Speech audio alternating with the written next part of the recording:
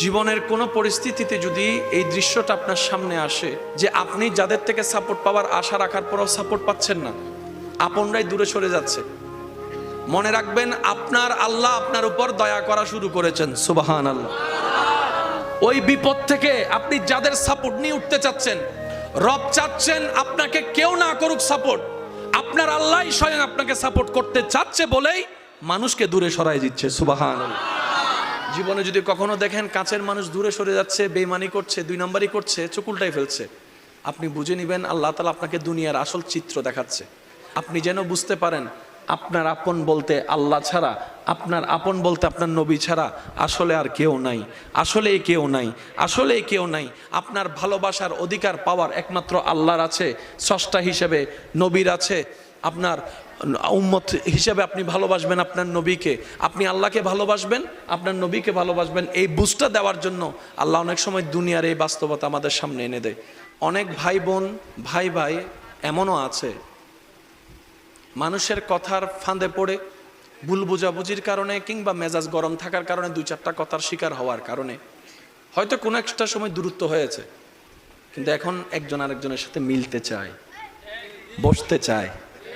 ওনাদের মাথায়ও চলে আসছে বাঁচবো আর কয়দিন, বুড়া তো হয়ে গেছে, কিন্তু ভাইকে এখনো বুকে জড়াতে পারলাম না, অনেক দিন হয়ে গেল। বড় ভাইয়ের মনও সে তৃষ্ণা থাকে, ছোট ভাইয়ের মনও সে আকাঙ্ক্ষা থাকে, কিন্তু অনেক দিনের দূরত্বতার কারণে, লজ্জাবোধের কারণে তারা মিলতে পারে না।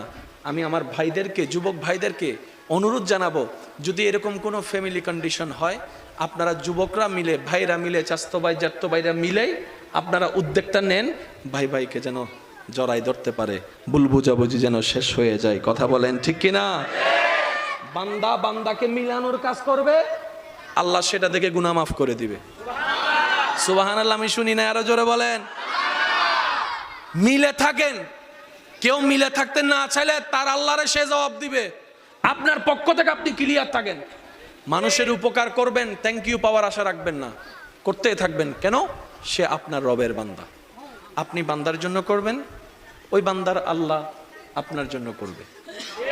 আমরা অনেক সময় বলি তার এত উপকার করছি, সে আমার সাথে ডাইরেক্ট চোখ উল্টাই ফেলছে। বা এটা দুনিয়ার নিয়ম, আল্লাহ তো এটাই বুঝাতে চায়, এটা দুনিয়া, এটা জান্নাত নয়। আল্লাহর কাছে সবসময় একটা ফরিয়াদ করবেন, আল্লাহ তুমি আমাকে যতদিন ইচ্ছা এই দুনিয়ায় রাখিও, কিন্তু সে থাকাটা যেন তোমার পছন্দের হয়। আল্লাহ যতদিন আমার নিঃশ্বাস চলবে, সেই নিঃশ্বাসটা যেন তোমার পছন্দের সময় কাটে। আল্লাহ আমাকে তুমি যতদিন রাখবা সুস্থভাবে রেখিও,